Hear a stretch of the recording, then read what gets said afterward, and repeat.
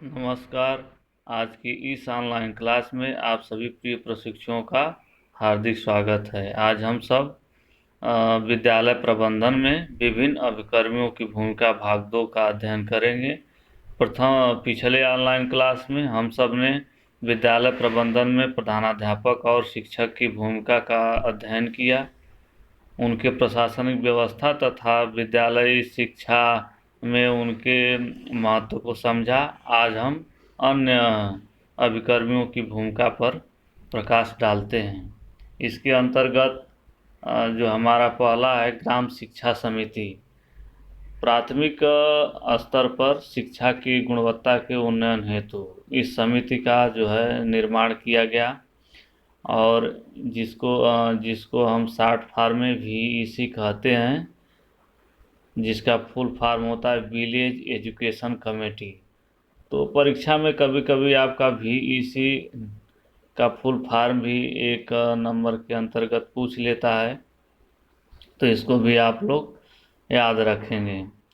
इसकी जो नियुक्ति हुई थी अस्थायी नियम सन 1972 की धारा 11 में सन 1975 में संशोधन के फलस्वरूप प्रत्येक ग्राम में ग्राम शिक्षा समिति बनाई जाएगी, यानी शिक्षा की गुणवत्ता हेतु एक ग्राम शिक्षा समिति का निर्माण होगा। उसी के आधार पर जो है पूरे देश में प्रत्येक ग्राम में प्राथमिक विद्यालय हेतु ग्राम शिक्षा समिति की निर्माण की गई।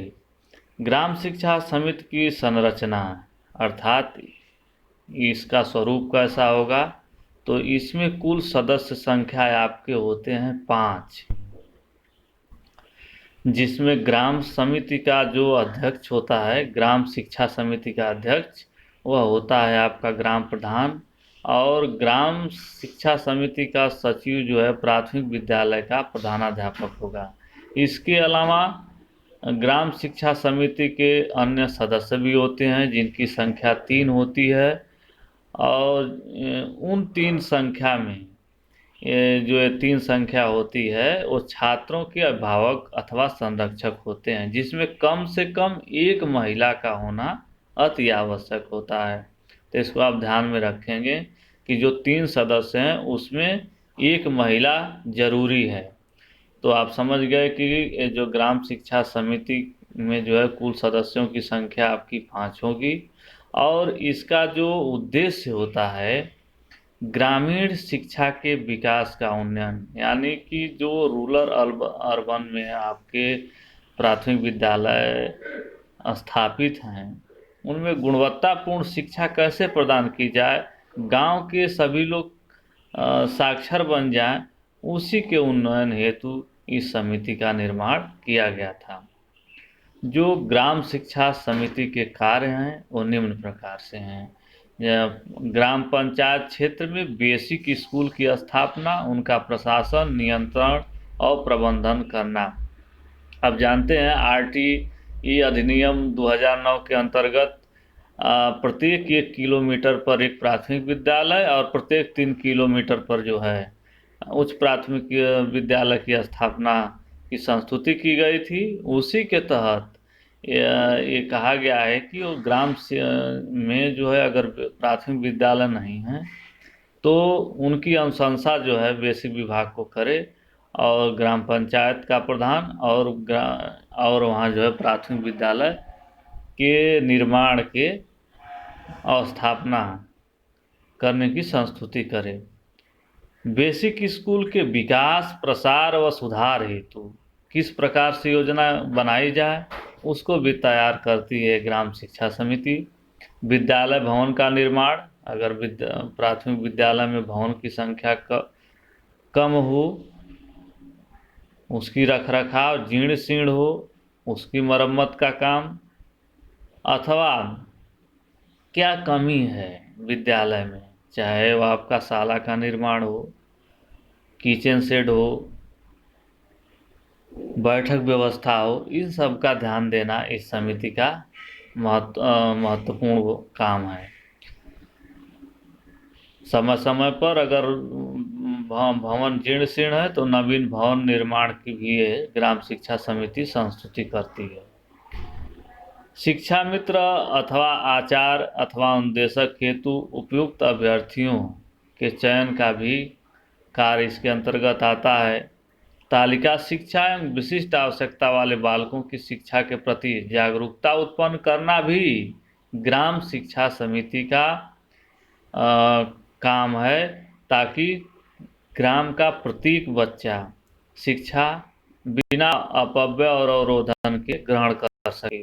6 से 14 वर्ष की आयु के बालक का जो है नामांकन कराना है। इस समिति का यह विधि दायित्व है कि कोई जो है बालक छूट न जाए शिक्षा से ग्रहण करने से, इसलिए उसके नामांकन की भी संस्तुति करे और नामांकन कराए। ये आपके ग्राम शिक्षा समिति के कार्य है। इन सब कार्यों का जो निरीक्षण आपका करेगा वहाँ का खंड शिक्षा अधिकारी, उसी के अंतर्गत कि ग्राम शिक्षा समिति जो अपनी रिपोर्ट है वो खंड शिक्षा अधिकारी को सौंपेगी, और पर्यवेक्षण और निरीक्षण भी ये आपका समय समय पर खंड शिक्षा अधिकारी द्वारा किया जाता है। अब दूसरा है अभिकर्मी के रूप में मातृ शिक्षक संघ, जिसको हम मदर टीचर एसोसिएशन कहते हैं। शॉर्ट फॉर्म में MTA। तो कभी कभी आप याद रखें, आता है कि MTA का फुल फॉर्म क्या होता है। MTA से आप क्या समझते हैं? तो MTA का मतलब ये हुआ मदर टीचर एसोसिएशन, अर्थात मातृ शिक्षक संघ। प्राथमिक विद्यालय में बालिकाओं के सामाजिक एवं शैक्षिक उत्थान हेतु मातृ शिक्षक संघ का निर्माण किया गया। क्योंकि माता बालक की प्रथम गुरु होती है, वो बालकों में संस्कार प्रदान करती है, इसलिए विद्यालय को आवश्यकता हुई कि समय समय पर मातृ शक्तियों से जोड़कर क्या सुधारात्मक सुझाव प्राप्त कर प्राथमिक विद्यालय की व्यवस्था को सुदृढ़ किया जाए। इस उद्देश्य हेतु मातृ शिक्षक संघ का गठन किया गया। सामाजिक एवं शैक्षिक लाभ की सूचना प्रदान करना भी इस संघ की जो है मुख्य उद्देश्य होता है। इसके अंतर्गत जो आने वाले मुख्य बिंदु हैं वो निम्न है। देखिए, इसमें लिखा है माता बालक की प्रथम गुरु होती है, जो बालक को संस्कार प्रदान करती है, इसलिए माता को भी विद्यालय से संबंधित रखते हुए MTA की स्थापना की गई।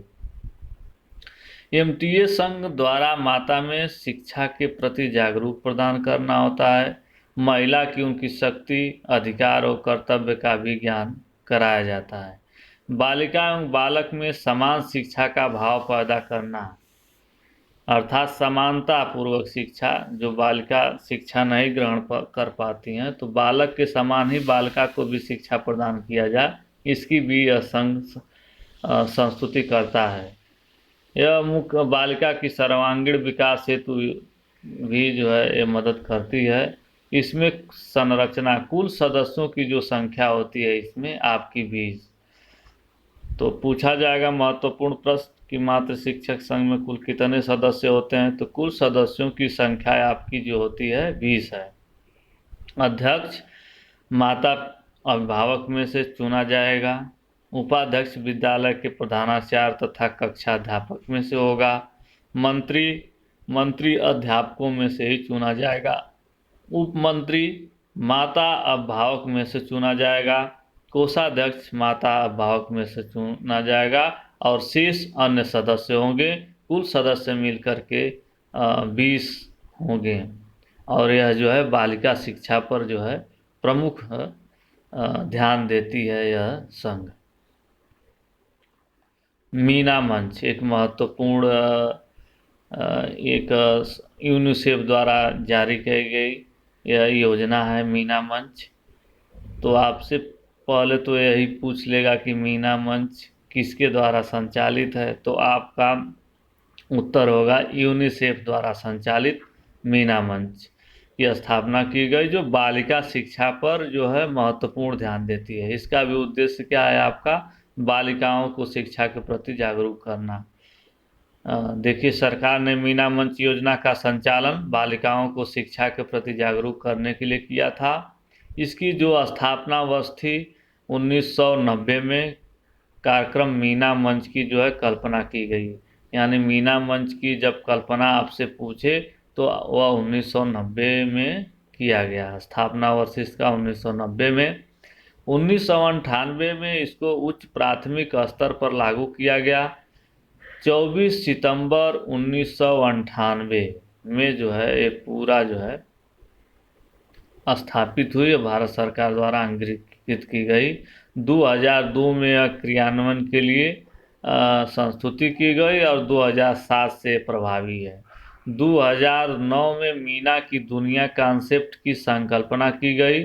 2010 में उत्तर प्रदेश के उच्च प्राथमिक स्तर पर इसको लागू किया गया और 2013 तक आते आते प्राथमिक उच्च प्राथमिक स्तर एवं केजीबीवी में भी इसको लागू कर दिया गया मीना मंच योजना को। चूंकि 24 सितंबर 1998 से कार्यक्रम में आई है, इसलिए मीना दिवस जो है प्रत्येक वर्ष 24 सितंबर को मनाया जाता है। मीना दिवस याद रखेंगे आप लोग, मीना दिवस कब मनाया जाता है? तो 24 सितंबर को। इसका जो उद्देश्य होता है, मुख्य उद्देश्य बालिका शिक्षा पर जोर देना, समान अवसर उन्हें उपलब्ध कराना, बालिका में प्रेम और सहयोग उत्पन्न करना। इनके द्वारा बालिकाओं की आयु का ज्ञान भी कराया जाता है कि जो शारदा अधिनियम विवाह संबंधित बनाया गया था उसका पालन करना। इनके माध्यम से तर्कपूर्ण चिंतन तथा लेखन के लिए भी विषय प्रदान किए जाते हैं। मीना मंच द्वारा छात्रों की अंतर्निहित शक्तियों का सर्वांगीण विकास संभव है। जैसे आपका जब इस मंच की गठन किया जाएगा उसमें एक मीना नाम की लड़की जो है मुख्य भूमिका में आएगी और एक कहानी सुना करके शिक्षा की जागरूकता तय करके अन्य लड़कियों को विद्यालय में नामांकन हेतु प्रेरित करेगी और उनको शिक्षा के प्रति जागरूक करेगी। इस प्रकार से जो आपके अंतर्निहित शक्ति का है छात्रा में, वह जो है उसका विकास हो सकेगा। आपका ये महत्वपूर्ण योजना है जो बालिका शिक्षा से संबंधित है, मीना मंच, इसको आप याद रखेंगे। सामुदायिक सहभागिता, देखिए शिक्षा में अगर गुणवत्ता बढ़ाना है तो सामुदायिक सहभागिता भी जरूरी होती है। जो विद्यालय प्रबंधन में कंधे से कंधा मिलाकर अगर काम करेगा तो प्राथमिक विद्यालय की शिक्षण व्यवस्था सुदृढ़ होगी। इसी उद्देश्य हेतु शिक्षा की गुणवत्ता के उन्नयन हेतु इस सामुदायिक सहभागिता की जरूरी होती है। ये जो है बालकों को विद्यालय के नियमों को अनुसार करने के लिए प्रेरित करता है। समाज आपका विद्यालय शिक्षा को सुंदर बनाने में सहयोग प्रदान करता है। जो इनका कर्तव्य होता है वो ये होता है कि जो सामुदायिक सहभागिता है समाज का, वह विद्यालय के शिक्षकों के साथ निरंतर संपर्क में रहें, बच्चों को समय समय पर भेजें और बच्चे के विद्यालय में जाने पर अवकाश पत्र भेजकर सूचित करें। अगर विद्यालय में बच्चा नहीं उपस्थित होता है तो अवकाश पत्र भी भेजकर सूचित करें कि इस कारण से बच्चा आज विद्यालय में जाने में असमर्थ है। विद्यालय कार्य का भी निरीक्षण करें और तथा जो कमी है उसमें अपना सुधारात्मक सुझाव प्रदान करने का भी इसका मुख्य कर्तव्य होता है। अब अभिभावक, चूँकि अभिभावक शुरू से ही बालकों में का जो है कि संस्कार पैदा करता है, उनका पालन पोषण भरण करता है, इसलिए वह अच्छी तरीके से जानता है कि बच्चे की कमी गुण में और दोष क्या है। इसलिए अभिभावक को भी विद्यालय की गतिविधियों से जोड़ना प्रमुख हो जाता है। विद्यालय की शिक्षा सुदृढ़ हेतु अभिभावक का शिक्षक का अंग होना चाहिए और इसीलिए शिक्षा में इनका महत्वपूर्ण स्थान होता है। अभिभावक का काम है वह विद्यालय के अनुशासन में सहयोग प्रदान करना। बालक को संस्कार अभिभावक से प्राप्त होते हैं, इसलिए जो है उसको संस्कार पूर्वक शिक्षा प्रदान करने में मदद शिक्षक से लेकर अभिभावक बालक का भी सर्वांगीण विकास कर सकता है। बालक को समय समय पर निर्देशन एवं परामर्श की आवश्यकता होती है जो अभिभावक ही प्रदान करता है, क्योंकि 6 घंटे के शिक्षण के बाद सारा समय बालक जो है माता पिता के साथ ही व्यतीत करता है। इसलिए जो है मार्गदर्शन और निर्देशन उसे उचित प्रकार से अभिभावक से ही मिलती है। अभिभावक बच्चों को जो है उचित शैक्षिक वातावरण भी प्रदान करता है ताकि उसका सर्वांगीण विकास हो सके। अभिभावक के जो कर्तव्य हैं वो निम्न प्रकार हैं: बालकों को नियमित विद्यालय भेजना, प्रगति विवरण प्राप्त करने के पश्चात सुधार हेतु स्वयं शिक्षकों से संपर्क करना, विद्यालय प्रबंधन में सहयोग करना, बालक की व्यक्तिगत समस्या को शिक्षक तक पहुंचाना, आपसी संबंध मधुर रखना, बालक शिक्षा पर जो है विशेष ध्यान देना। बालक शिक्षा का मतलब बालक बालिका दोनों शिक्षा पर विशेष इसका ध्यान देना मुख्य कर्तव्य है आपके अभिभावक का। जो लास्ट अभिकर्मी है उसमें जो है आपके पितृ अभिभावक संघ है। पितृ अभिभावक संघ जिसको हम पेरेंट टीचर एसोसिएशन पीटीए कहते हैं, इसका भी फुल फॉर्म हमसे पूछता है पीटीए से क्या तात्पर्य है, तो आप सीधे सीधे लिखेंगे पीटीए का full form parent teacher association होता है, जो बालकों के शिक्षा